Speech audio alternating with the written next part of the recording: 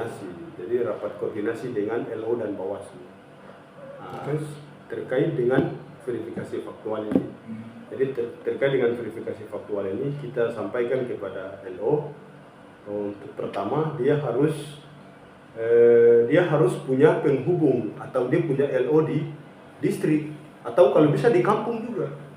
Karena pada saat kita verifikasi dia punya tim itu juga harus ada di sana.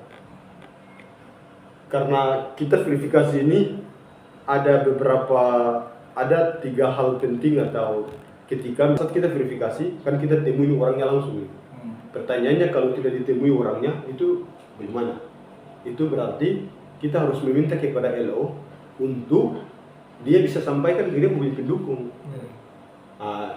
Jadi ketika misalnya hari ini kita tidak temui, kita jalan tuh, kita sampaikan ke LO, Bapak punya pendukung ini kita tidak temui. Tidak ditemui, jadi kalau tidak ditemui, opsi pertama itu opsi yang diberikan oleh sesuai dengan prosedur itu, yaitu kan dia harus hubungi dia punya pendukung untuk dia dibuat kesepakatan dengan PPS atau tim verifikator itu untuk dia mau ketemu di mana supaya dia bisa diverifikasi. Tapi kalau opsi itu tidak lagi, berarti opsi berikutnya dia harus dihubungi lewat HP. Kalau bisa di video call, harus di video call. Dia tunjukkan KTP-nya, dia bisa menyatakan dukungan atau tidak. Jadi memenuhi syaratnya dukungan itu bukan hanya dia tanda tangan di lembar kerja. Dia tidak tanda tangan juga dia bisa memenuhi syarat kalau beliau sudah dihubungi. Nanti keluarganya yang jadi saksi atau masyarakat yang sementara ada di situ yang kenal yang bersangkutan juga bisa jadi saksi. Karena Bawaslu juga harus tanda tangan dari PKD-nya tuh, Panwas Kelurahan atau desa juga harus tanda tangan lembar kerja itu. Terus dari PPS juga tanda tangan, termasuk saksi juga harus tanda tangan.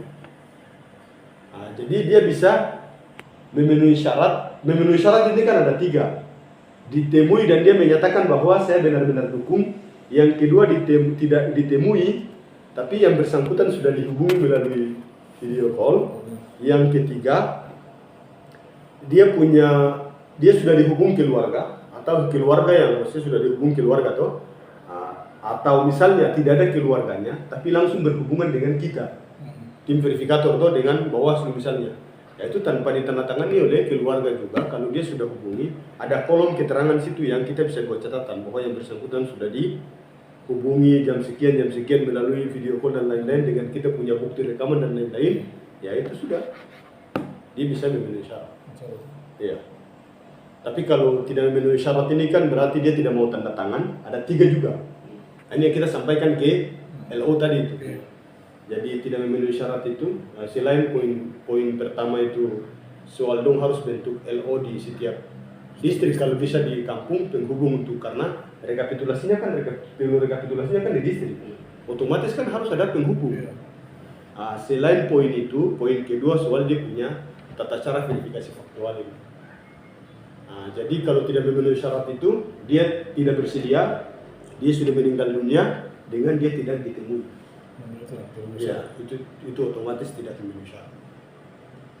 Jadi rapat koordinasi tadi itu sekaligus dengan kita sampaikan soal harus ada LO di penghubung di setiap distrik atau setiap kampung. Terus dengan kita sampaikan dia punya tahapan dan jadwalnya. Terus dengan itu soal tata cara diverifikasi faktual yang tadi saya sudah sampaikan tadi.